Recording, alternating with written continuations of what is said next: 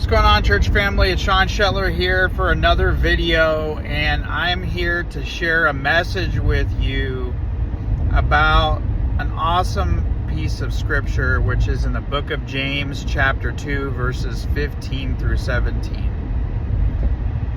And some of you who might be familiar with the book of James, chapter 2, might have heard a pastor preach on it recently or even within the last year, and they'll say something to the effect of, faith without works is dead, which is true, but do you really know, and do they really know what that really means? So how do I know a little bit more context to it? And it's because I've listened to a guy named Johnny Chang. He is an ex-gang member that has come and accepted Jesus, and he provided great teaching on this.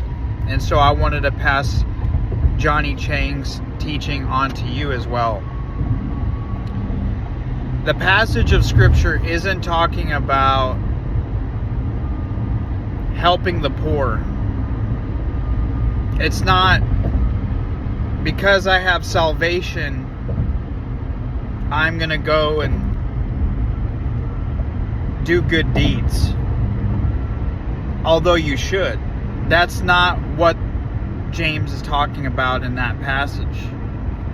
Most of the New Testament scholars and writers were inspired by God to write the New Testament.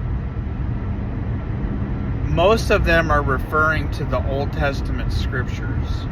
And so James chapter 2, based on Johnny Chang and from my own interpretation, is referring to the Garden of Eden, and the tree of the knowledge of good and evil.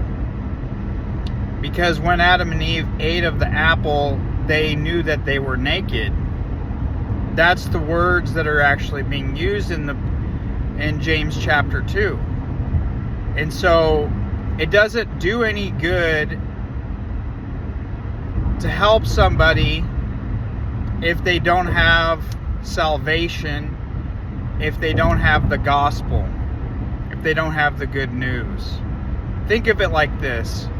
If you give a homeless person $10 million, what good is that? Because in the scriptures it says, what does it profit a man if he gains the whole world but yet still loses his soul? And so I just wanted to share that teaching with you. It's not faith without works is dead. He's saying when he writes that we need to bring the gospel.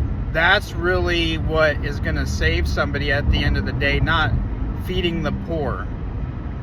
So when we go out, we need to give those that are spiritually naked and feed them by giving them the good news about Jesus Christ, that he came, lived a perfect life, was crucified on a cross, was buried, went into hell 3 days, rose from the grave, resurrected to the right hand of God the Father.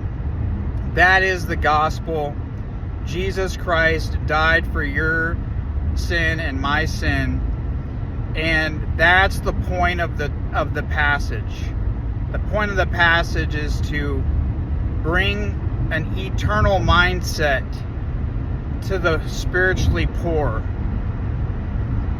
And so I just wanted you to ponder on that, chew on that for a while. Feel free to get back in touch with me in the comments. Thank you so much for letting me share, and God bless.